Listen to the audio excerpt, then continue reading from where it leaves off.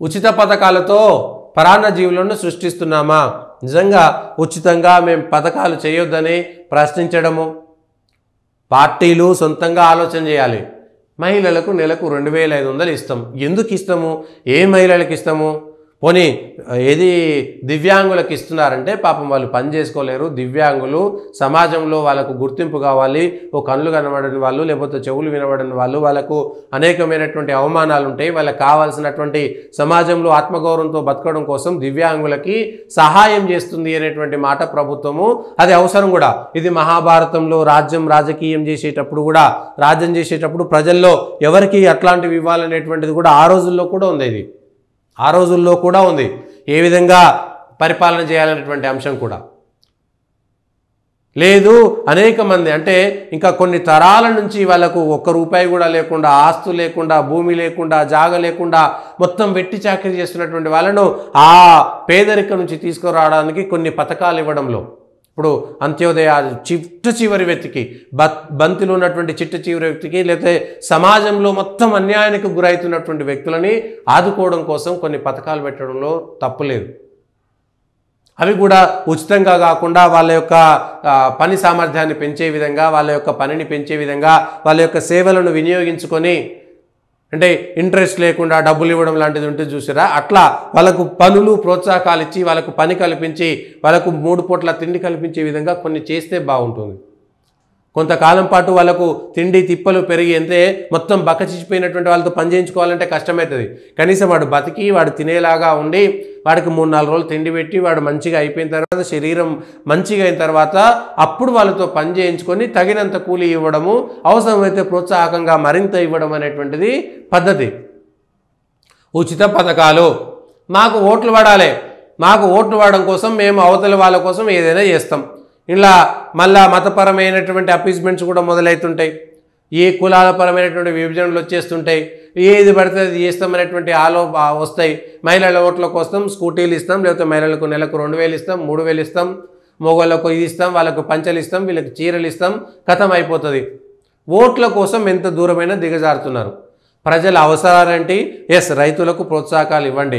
రైతులు పనిచేస్తుంటే వాళ్ళకు తక్కువ ధరలో సబ్సిడీలో ట్రాక్టర్లో, సబ్సిడీలో బర్రెలో, గొర్రెలో, లేకపోతే ఇంకోటి ఇవి ఇచ్చేసి వాళ్ళకు సబ్సిడీ ఇచ్చేసి ప్రభుత్వం ప్రోత్సాహకాలు ఇచ్చి తద్వారా ఉత్పత్తి పెరగడం వల్ల ప్రభుత్వ ఖజానాకు డబ్బులు వస్తాయి, రైతు బాగుపడతాడు. ఎవరైనా ఏదో పాల షాప్ పెట్టుకుంటాడు, లేకపోతే ఒక డ్రైవర్ పని చేస్తుంటాడు, ఒక కారు కొనుక్కుంటాడు, ట్యాక్సీ కొనుక్కుంటాడు, వాళ్లకు కొంత సహాయం చేసి వాళ్ళ ద్వారా డబ్బులను తీసుకోవచ్చు.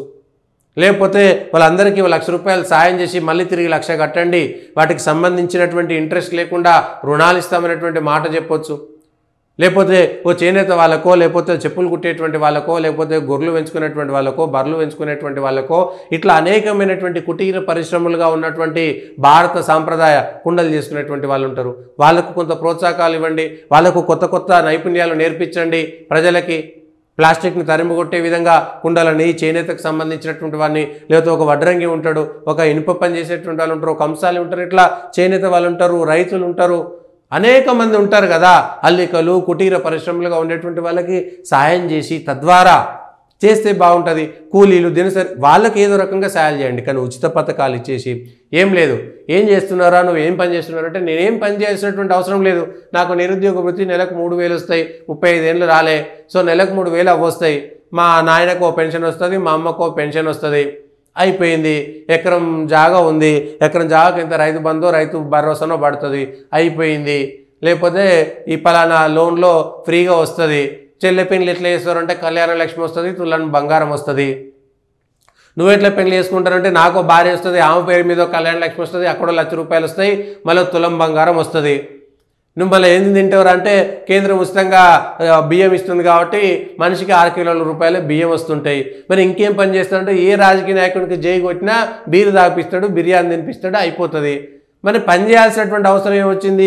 ఎప్పుడన్నా నాకు డబ్బులు కావాలంటే ఆడిడబెట్టి గెలికినట్టుగా ఉపాధి హామీ పథకం కింద ఎన్నో దగ్గర పోతే నాకు డబ్బులు వస్తాయి. పని చేయాల్సినటువంటి అవసరం ఏముంది?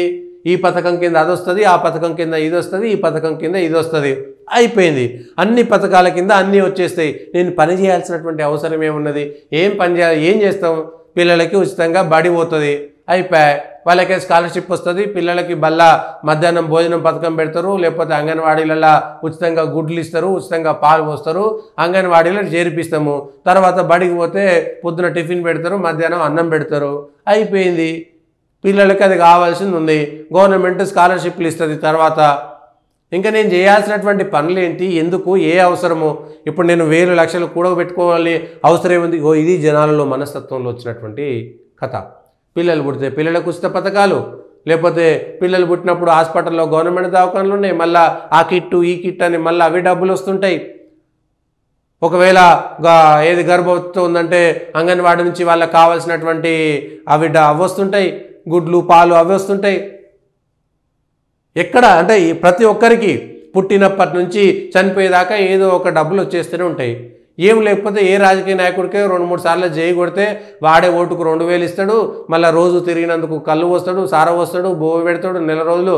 అందుకనే రోజు ఎన్నికలు రావాలని కోరుకుంటా.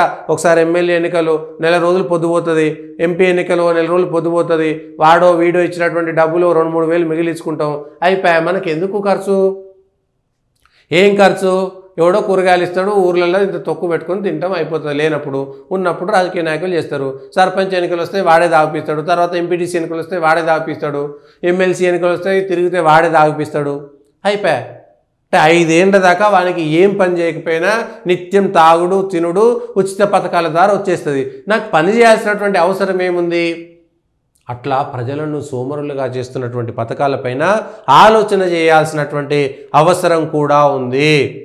ఆలోచన చేయాల్సినటువంటి అవసరం కూడా ఉంది. అదే లేకపోతే పరిస్థితి ఏమైపోతుంది, ఏం చేస్తారనేటువంటి విషయం పైన అవగాహన రావాలి కదా, అర్థం చేసుకోవాలి కదా. సో ఇవి ఉచిత పథకాల విషయంలో ఖచ్చితంగా ప్రజలు ఆలోచన చేయాల్సినటువంటి అవసరం కూడా ఉంది.